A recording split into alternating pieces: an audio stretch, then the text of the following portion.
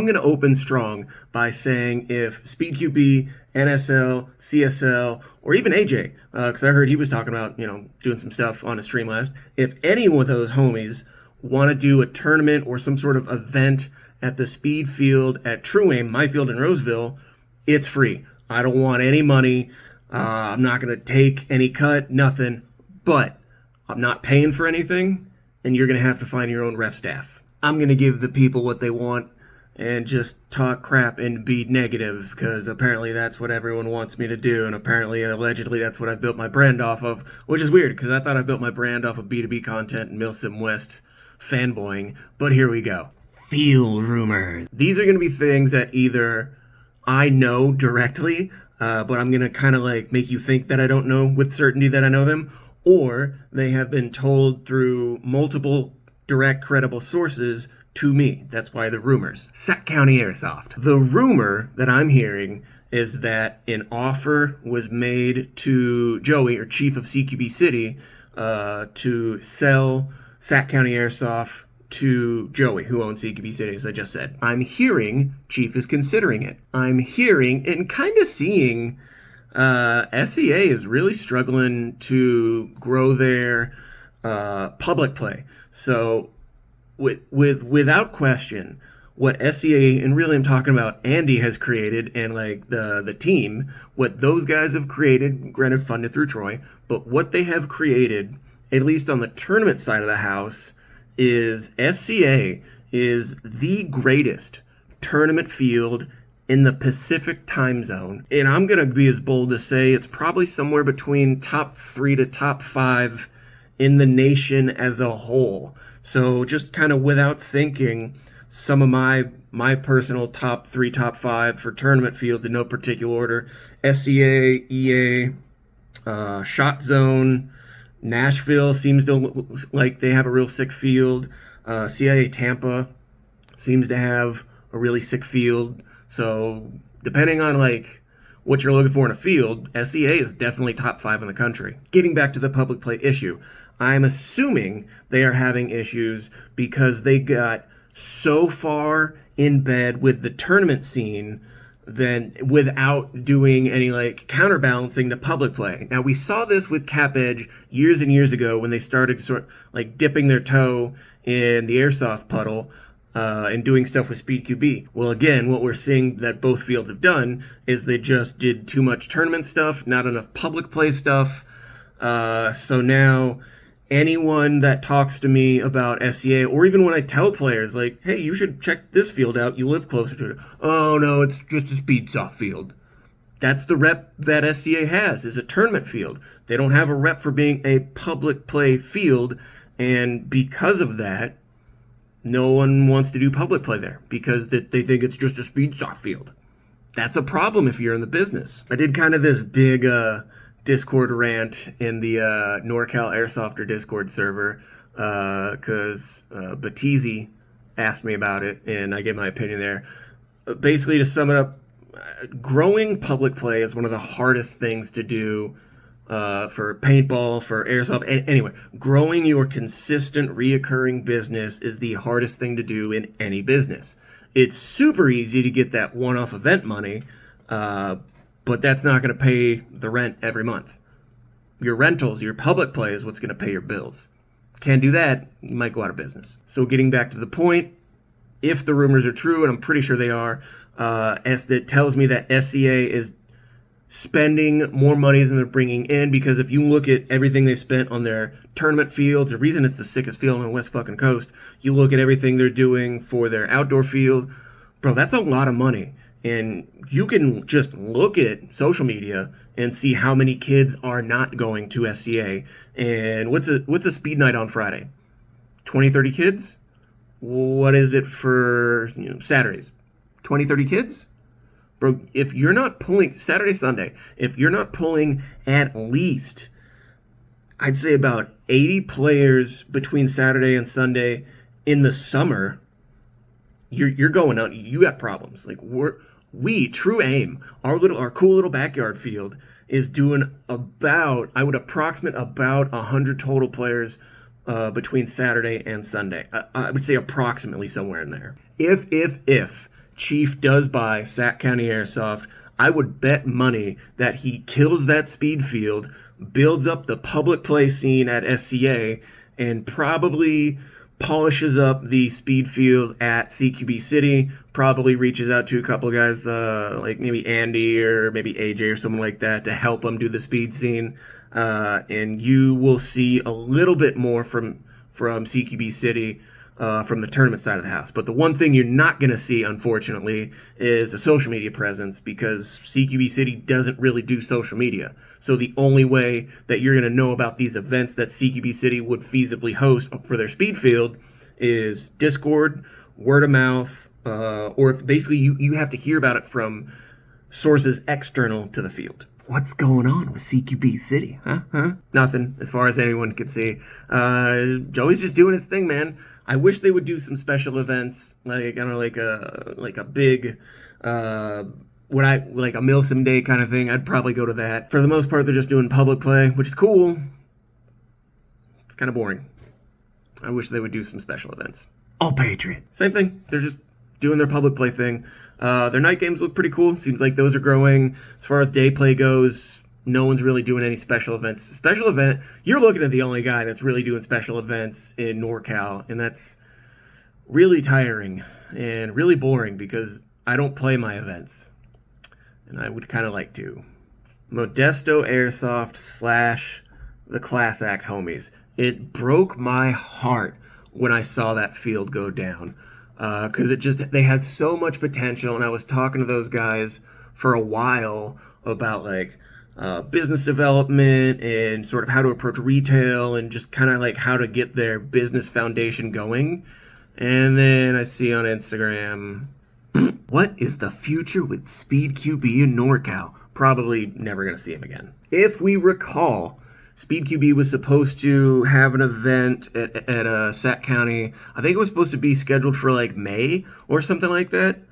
What I was told by several players, we're talking more than 3, was that allegedly, we'll just say a high-ranking staff member that controls the scene at SCA, so to speak, allegedly got intoxicated, called Roy from Speed QB, allegedly, and demanded all these things after they had sort of unofficially or officially closed the deal and made the announcements. Allegedly, someone from the field had called them and said, hey, we want more money. And Speed QB was like, no. I don't think you will ever see Speed QB up in NorCal, because what field are they going to use? Sac County they're not going to use. 1, because they have disagreements. 2, they're so deep in bed with NSL, I don't think they want to do anything with anyone else. I don't think they want to, not necessarily ruin, but I think they want to keep that relationship as solid as possible and not have any outsiders. Otherwise, you'd have seen like the Syndicate doing their thing at SEA, but you don't. All you see now is NSL and in-house tournaments. If Speed QB was going to have an event in Stockton, you'd have seen it years ago. They're not going to have an event in Stockton. If they do, it's going to cost them money.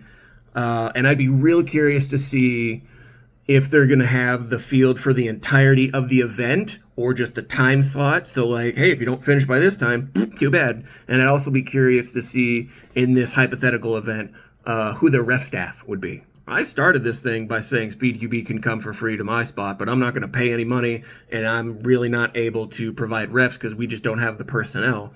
But outdoor tournaments, what we learned from both my field and Cap Edge, is it's really hard to capture content in an outdoor event. That's why they're always in low light or at dark, because you need to be able to see tracer BBs if you're reffing the event, and you need to be able to capture quality content. And Speed QB, better than anyone else in the industry, Speed QB creates the best content for their player profiles and for their event highlights. I'm telling you, no one in the game beats out Speed QB. And if that's like one of your big things is perfect content, you know you're not going to do that at an outdoor field because the environment is just uncontrollable.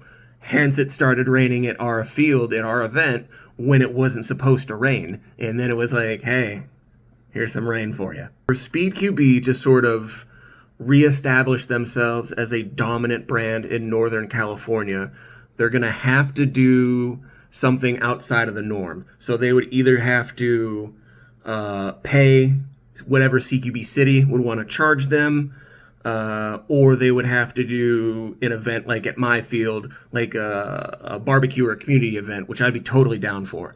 But Speed QB would probably have to work twice as hard to get the NorCal customer demographic back than in any other area, because NorCal is so NSL dominant. Now, I will say, because there's been so much NSL, I think they kind of, I don't want to say overstayed their welcome, but I think they just saturated it so much, and there are so many players that are just burned out from the NSL format. I think a Speed QB event at any fee, you do it at All Patriot, you do it anywhere. A Speed QB event anywhere, I think would be very well received and welcome. I'll go to it, assuming I don't have to work that day. The NorCal tournament scene as a whole, I mean, it's always been in like highs and low peaks, but it's in kind of another low point because, again, everyone is so burned out on the NSL scene. And there's that ROK drama with, I believe it was Jesse of the SCA, who is also Jesse of the Killshot Mafia. Those guys were kind of going at it. Like, they did like little Instagram, what do you call them? Not highlights, the things where you can tag them onto the deal. God, I'm 38.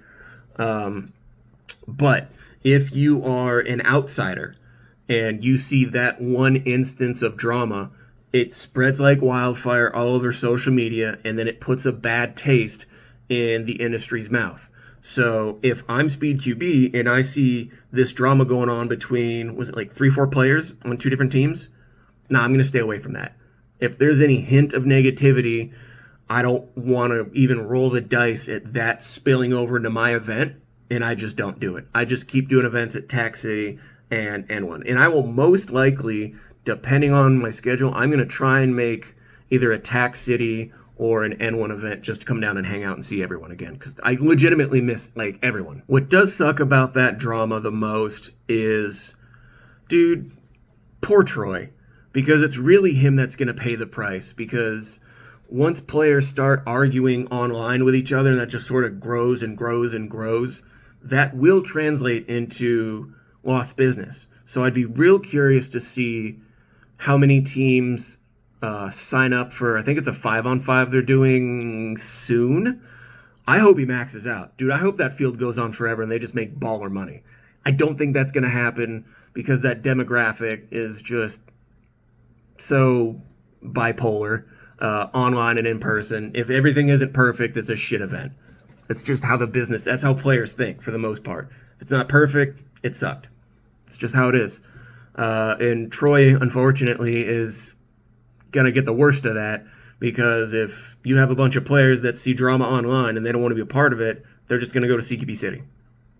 That's what they've been doing. Look at how many dudes started with SCA, with a field that is, and now they're going to CQB City, or they're just paintballing a Cap Edge. That's just how it goes. That's the nature of the industry. It's always been like that up here. When you are trying to build something that an overwhelming majority of the industry and players not only don't give a shit about, but some of them personally hate it and think it's wrong, it hurts twice as bad when you see otherwise respectable adults acting like children on social media. So it's going to put a lot of bad taste in a lot of mouths. So when dudes are talking about, like, I've said this before, like, when dudes are talking about for the community, blah, blah, blah, and you start airing your drama out online for everyone to see, you don't get to fucking talk about the community because you're shitting on it. Go back to when True Aim had that CSL event. I was personally embarrassed and ashamed to see all those players acting like assholes. After that CSL tournament, I was kind of done with hosting events. Like, I was out. If dudes are going to act like assholes, fuck them, they can go do that at someone else's field. I'm just going to make 10 times the money elsewhere. The home front event I had at my combat zone field did about 10 to 12 grand all in. Yellow Rocks did about 9 to 10 all in a single day. We did that. Do the math on a tournament. What do you think I put more attention to right now? That sucks. That personally, I absolutely hate that. Dude, I cut my teeth hosting tournaments for free in the Airsoft Ministry days. I would drive down to LA, meet everyone, do Airsoft Con things, do podcasts. Tournaments were how I got started in this, and tournaments are still my obsession. I just don't host them anymore. I have watched every NSL event. If dudes would come into the store during the nationals that they were doing, I had my American flag jersey on. That's just how it goes down. On the business side of the house, I as a manager, I could take it or leave it. If someone wants to come and do like a big fun thing, like a Speed QB Community Day barbecue, bro, I would love that. A tournament. I mean, I'll do it. I'm not paying for it, and I'm not going to work very hard. You can have it at my field. You know what I'm saying? NSL/Monk, because they're the same. Burt is the same. The common denominator in that. When True Aim initially started working with Monk, which is owned by Burt, they were using this a European like PayPal thing, but it wasn't really like efficient at processing credit card transactions. Now, mind you, this was where I kind of had a feeling that Burt was going to struggle. In Europe, they don't really use credit. Like, they might have like an emergency thing here and there, but Americans probably use credit more than we use actual money. Burt didn't understand that. The Monk guys were like, why the credit? What? What are you spending money you don't have? And I was like, it's Americans, baby. What do you want? But they didn't understand that before they launched their product. They didn't really understand that, or maybe they didn't understand it as well as they thought they did when they started doing Monk US stuff with Adam. So it wasn't hindering, but it was kind of funny to go like, how did you not know Americans are all about credit? Like, did you do a Google search? So I use that example when I see and when I hear about NSL events, and like how players are talking to me about like, it was fun, but not like, bro, where was Murder Inc? Where's the East Coast Murder Inc after Shot Zone? How many events did NSL have on the East Coast, and how many events did Murder Inc, the East Coast chapter, go to?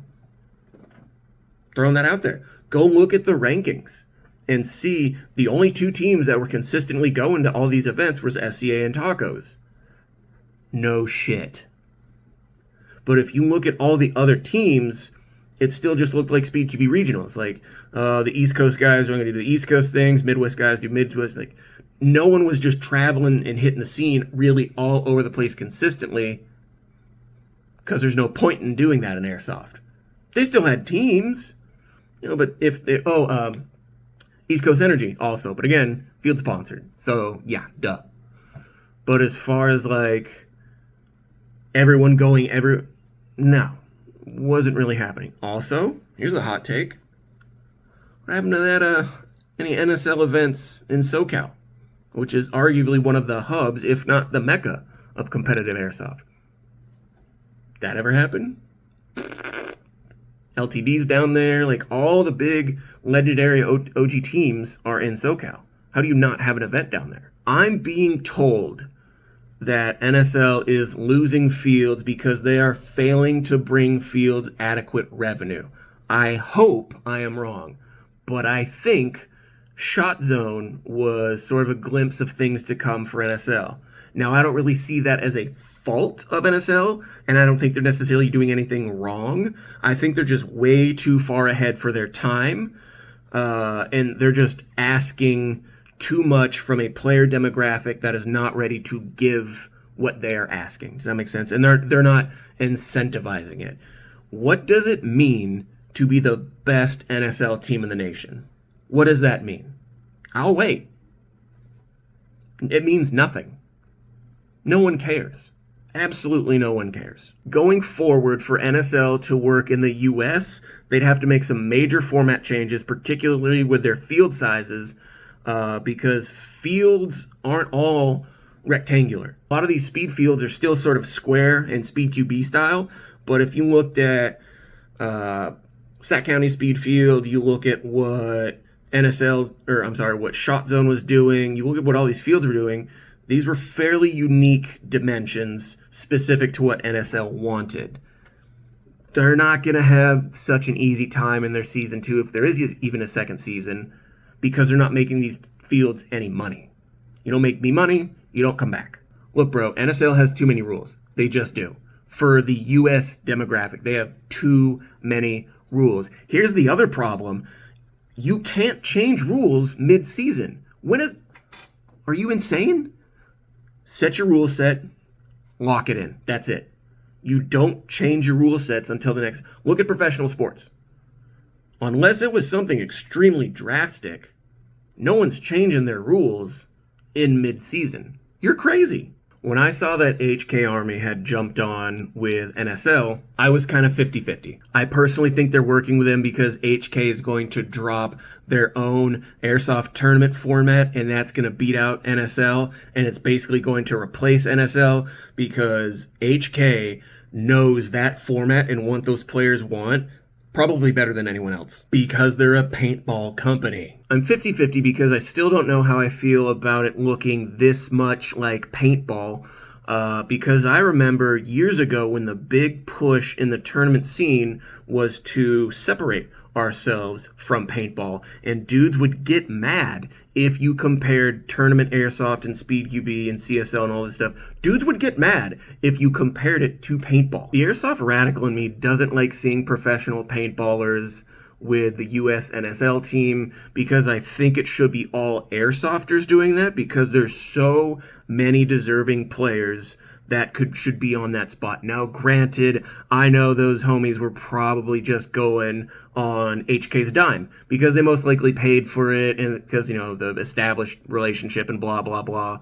So there's that to consider. The other half of me is stoked that dudes like Demo got to be interviewed by Mark from HK, and that all these tournament players that have been struggling to find some sort of recognition are now getting this recognition from a major company. So it's really, where do you want to see competitive airsoft going? If you just want to see it grow for the sake of growth, you shouldn't give a shit about the whole paintball thing. You shouldn't care. Because it's going to get, if it gets dudes some money, and if they can travel on someone else's dime, hey, then God bless it. On the other side of the house, if you want it to stay separate from paintball, and it's not going to, then yeah. But you need to realize that this is the future of tournament airsoft, is this, and it's basically just going to be paintball with an airsoft gun. They kind of look the same at this point. It's just the projectile's different, but everyone's wearing Empire or HK or, this, that, and the other. But it's going in this direction, at least on the major scene. You'll probably still see like some milsim tournaments and stuff, here and there. But the big push is going to be to make it look like paintball. The Syndicate, remember these guys? You'll see them back at CQB City, and I think they're going to thrive just based on the fact that so many players are kind of burned out from NSL. They're just going to welcome literally anything that has nothing to do with Sac County or NSL. So maybe they go to SCA depending on what the relationship is going forward. I personally don't see the appeal of Syndicate. To me, they're just kind of mid-level one-offs. I think that mandatory player card rule is stupid and unnecessary and just a cash grab. But my problem with Syndicate is there's no system to it. There's no system of progression. Now, if you're fine with I'm just going to go to this one-off event, to tournament, compete, and have fun, do your thing. But if you're looking to be the best, then Syndicate is not the format you should be focusing on. CSL, in my opinion, is the best competitive format out there, bar none. Keegan is a beast. His work ethic is second to none. He's super active in his events. His rule set is solid. His refs are solid. Just a solid ass dude. And he runs legit events. I wish he would come back to Cali. I know he's not going to, at least no time soon. And hey man, it is what it is. But CSL is the best tournament. CSL is like the player's favorite format right now. From the business side of the house, you want Speed QB. from the player's perspective, they want CSL. And it's really unfortunate that there's no CSL on the West Coast. I get it. He's on the East Coast. Right now, the scene has switched from SoCal to all the good shit is now on the East. If you want to be a top competitor, that scene is in the East Coast right now. Brands that impressed me in the tournament scene. ARC, is it ARC or ARC? ARC. Syndicate's doing stuff with them. They seem like some solid dudes. AirTac, use code TATER at checkout for 5% off. I love you. AirTac is sick. I've DM'd those guys. It's super solid. I personally wish I could sell those uppers, but they're not gonna look. They're not gonna move. They're not gonna sell to a bunch of casuals, which is unfortunate. Blowback Masters, super solid homies. Full Auto is really impressing me. That those guys are really solid. Not only are those companies making solid products at good prices, but they're putting it back into the scene. Man, I really wish I could carry some of the AirTac stuff, but it's just not going to move. That's it. That's all my shit talking for now. I love you guys. I hope I see you soon.